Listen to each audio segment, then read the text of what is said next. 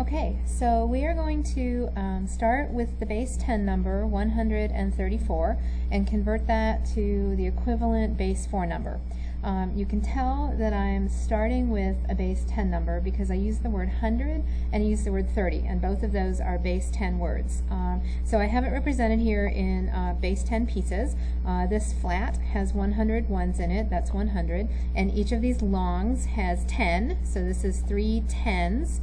So that's 30, and then the 4 ones, of course, so 134. And my task is to regroup them into a base 4 number. So I suppose the first thing that we want to think about is our positions for base 4. So I'm going to draw a place value chart just to help me keep track of the positions. So the rightmost position in base 4, of course, is the ones. That's 4 to the 0. The next position over I'm grouping by 4s because I'm in base 4. So the next position over is a 4. That you can also think of that as 4 to the 1st. Now the next position to the left will be 4 4s. That's 4 squared.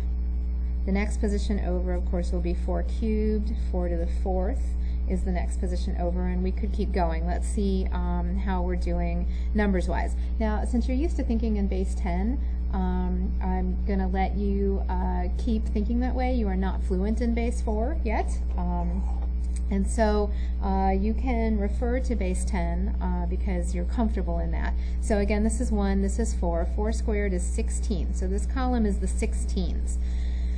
16 times 4, this next position over, should be 4 16s. That's 64. And then the next position over to the left of that is the 256 column. So rightmost column is 1s, then 4s, then 4 squareds, which is in our base 10 word, base 6, it's 16.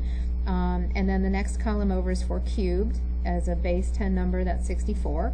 And then the next column over in base 4 would be 4 to the 4th, which is a base 10 number, is 256. Now, my task is to convert 100, the base 10 number, 134.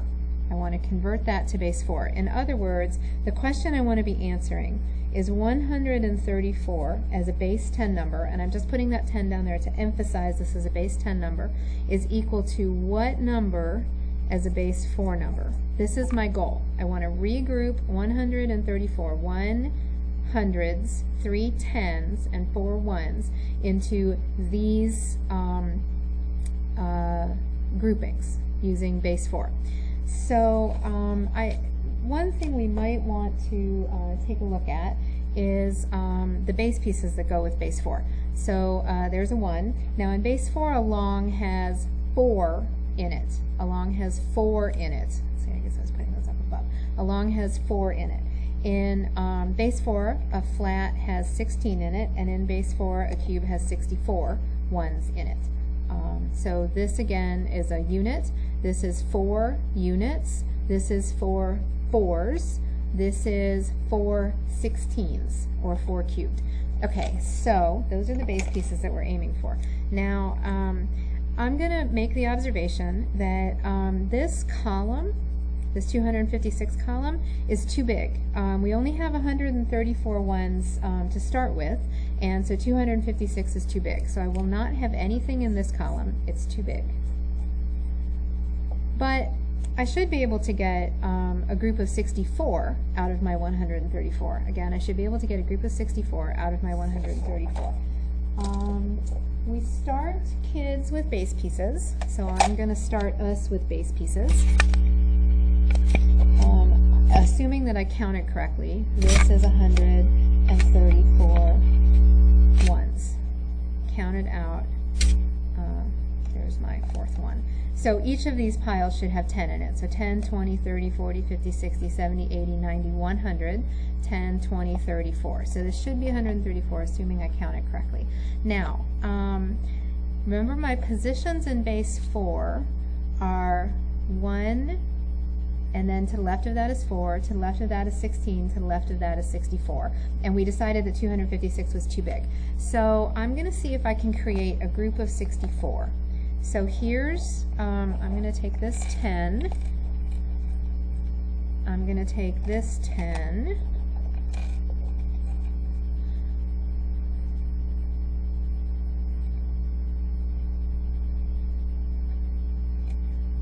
this is 20. I'm going to take this 10. This will become 30.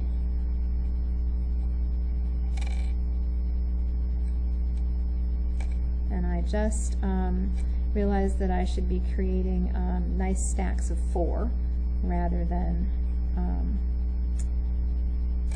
5 because we're in base 4. Let's see, so that's 30. This will be 40.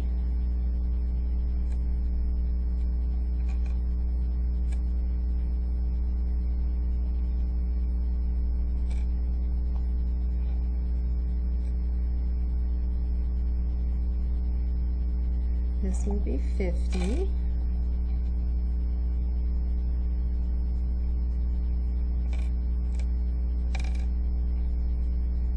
Yeah, okay, so physical coordination has never been my strength. This becomes 50. And again, you can see the stacks of 4. That's 50. This is, this 10 will make 60.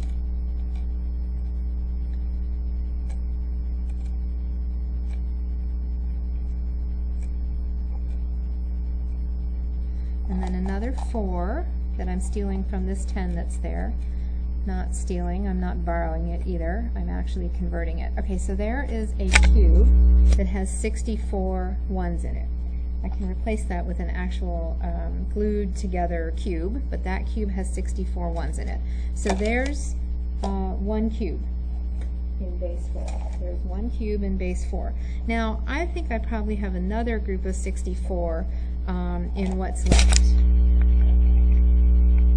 Right? I think I have another group of 64 in the base pieces that I have left.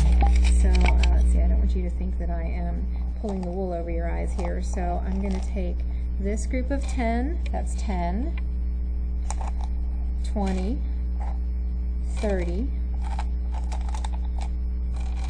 that's 40, 50, 60, 4. So that's another group of 64 from my pile of 134 1s. That's another group of 64. I'm going to replace that with this nice looking cube here. I'm going to replace that with this nice looking cube here. Now, I have these ones left that are not accounted for. The next position in my place value chart, so far I have 2 groups of 64. The next position over in my place value chart was 16, and I don't have enough 1s left to create any groups of 16, so that's going to be a 0. There are 0 groups of 16.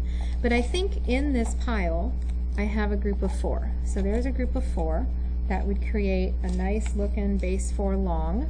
So I'll replace those 4 1s with this glued together long, having skipped the flats space with a 0, having put a 0 in the flat space. So I have 1 long and then 2 1s.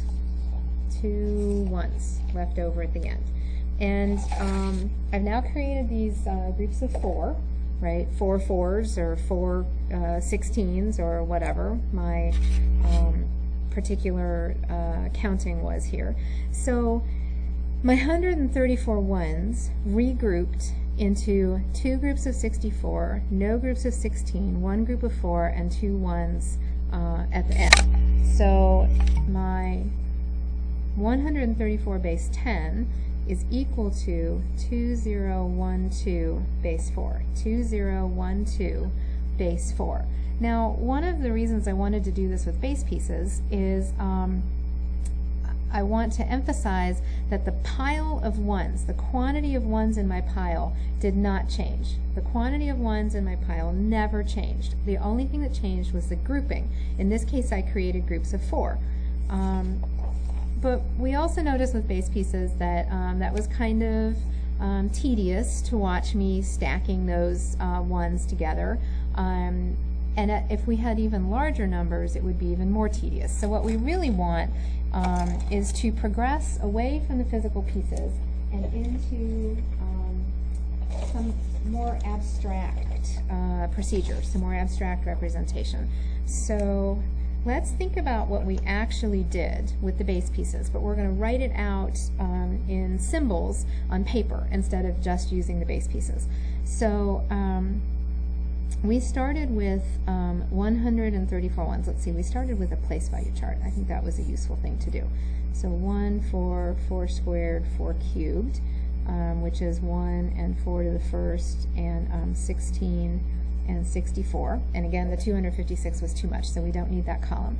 Okay, so we started with 134 base 10. We started with 134 base 10. And we created a cube.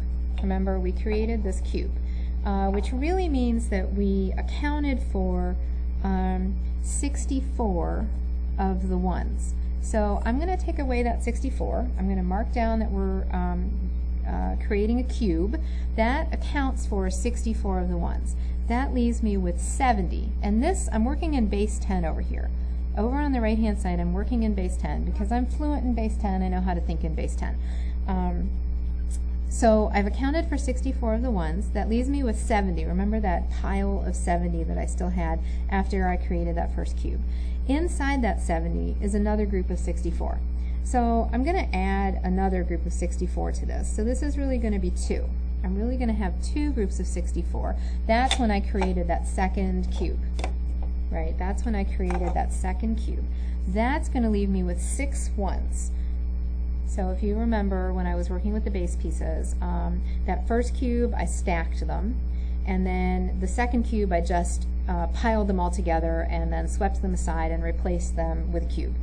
And then I didn't have enough ones left over to create a group of 16. So that's just 0 in the flats column. And but inside this group of 6 ones, that was that little tiny pile that I still had left there. This group of 6 ones, inside that is a group of 4. So then I've accounted for 4 more, and that leaves me with 2. I don't have any more groups of 4 in the 2 remaining ones, and so that just leaves me with 2 ones at the end. So again, 134 base 10 is equal to 2012 base 4. Same quantity, different representation, and the only thing that has changed is the way that we grouped them.